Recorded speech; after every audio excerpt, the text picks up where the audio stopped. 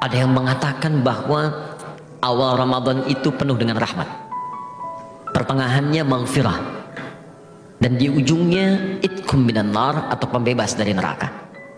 Pernah dengar pernyataan itu? Ya, ada yang menyebutnya sebagai hadis.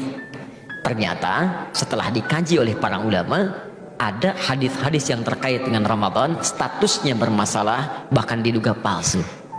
Di antara hadis-hadis itu kita coba akan kaji dalam kesempatan episode saat ini, dan mudah-mudahan ada manfaat yang bisa kita dapatkan.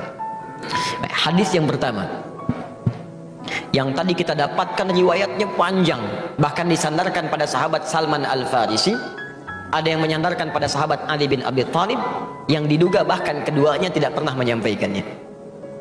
Apa kalimatnya? Atakum syahrun Ramadan, atakum syahrul Ramadan, telah tiba bulan Ramadan. Kemudian yang paling menarik, awaluhu rahmah, awalnya adalah rahmat.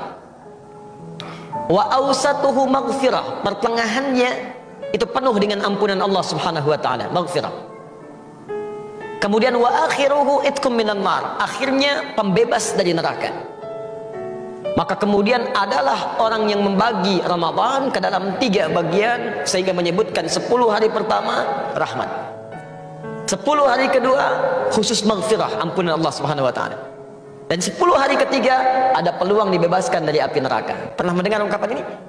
Nah, hadis ini diteliti oleh para pakar hadis, ahli-ahli di bidang hadis, dan menyimpulkan bahwa hadis ini bermasalah. Bahkan derajatnya ada yang menemukan bahwa sampai ke derajat hadis palsu, hadis maudhu.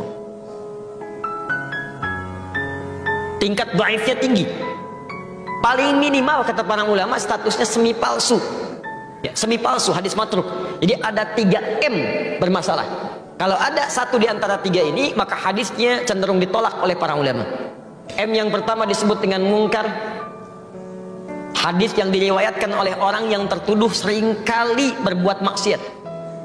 Dia meriwayatkan hadis tapi terlihat suka berbuat salah. Ada yang mabuk, ada yang berselisih, maka hadisnya diingkari oleh para ulama. Ada yang kedua disebut dengan matruk namanya.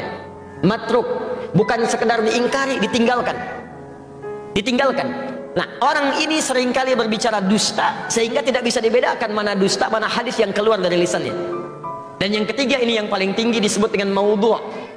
M yang ketiga, maudhu', yaitu hadis yang sengaja dipalsukan dan diatasnamakan pada Nabi SAW. Di antara golongan hadis maudhu', bahkan minimal matruk, adalah hadis yang menyebutkan awal pertama Ramadan rahmat, pertengahannya maghfirah, dan ujungnya pembebas dari neraka.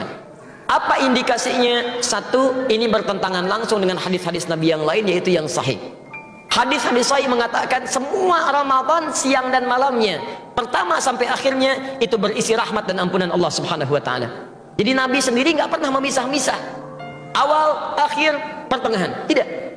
Tapi kata beliau, Al-Bukhari nomor hadis 38, man shoma ramadhana imanan wa ihtisaban ghufira lahu ma taqaddama min dzambi. Siapa yang puasa setiap hari Ramadan, setiap hari, awalnya, tengahnya, akhirnya, dilakukan karena Allah, ikhlas mengharap pahala, diampuni semua dosa-dosanya. Jadi sejak awal Ramadan ampunan sudah ada. Nomor hadis 37 sebelumnya di Al-Bukhari, man qama ramadhana imanan wa ihtisaban ghufira lahu ma taqaddama min dzambi. Bukan cuma siangnya, malamnya bermohon kepada Allah ampunan, salat dengan baik, minta ampunan, ikhlas dikerjakan, diampuni semua dosanya. Ini menandakan hadis yang dimaksudkan bertentangan dengan hadis-hadis Nabi sallallahu alaihi wasallam.